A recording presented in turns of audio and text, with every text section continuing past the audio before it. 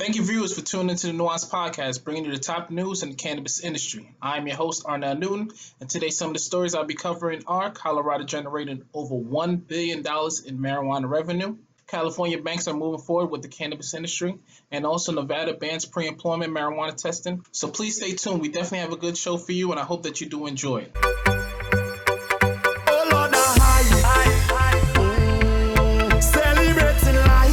Thank you for tuning in to the Newance Podcast. I am your host, Arnel Newton, and today's our show is sponsored by Newance Laboratory.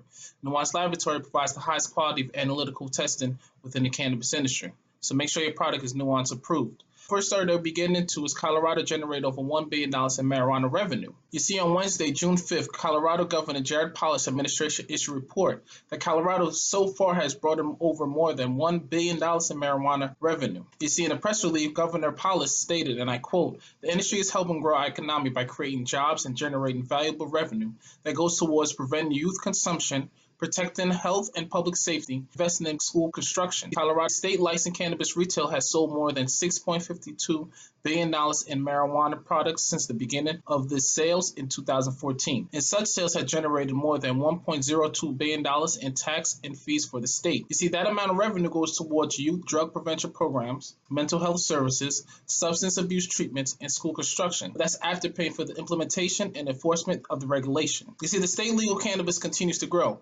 Just last month, Governor Polis signed a bill legalizing marijuana delivery service in social areas, as well as legislation allowing publicly traded companies to hold cannabis business licenses throughout the state of Colorado. Which that brings us to our next story. California banks are moving forward with the cannabis industry.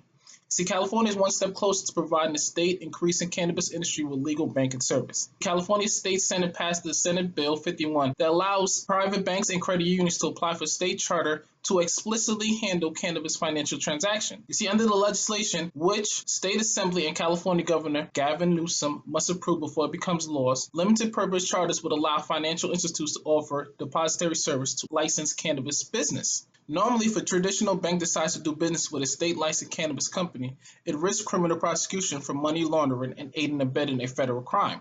Now think about this for a minute. This is dangerous for dispensaries because of the type of money that would be accumulating. They also trying to process payrolls, paying vendors, and what about audit and taxes? And this has to all be done with cash and no banks involved. But under the new bill, which would create cannabis limited charter banking and credit union laws, would authorize limited charter banks and or credit unions to issue special purpose checks to cannabis businesses in order to pay government fees, taxes, also their rents and vendors' invoices, etc.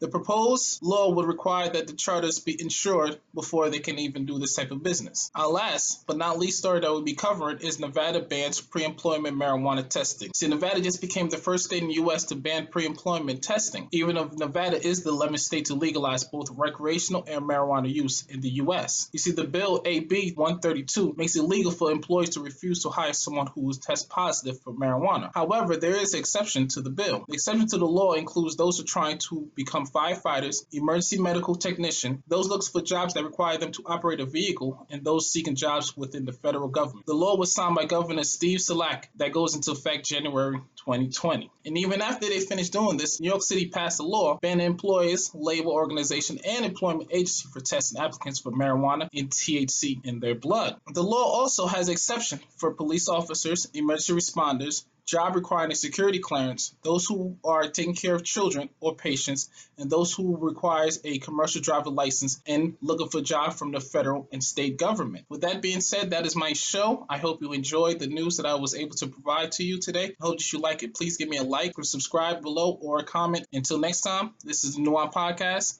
and I'm your host, Arnel Newton. Until next time.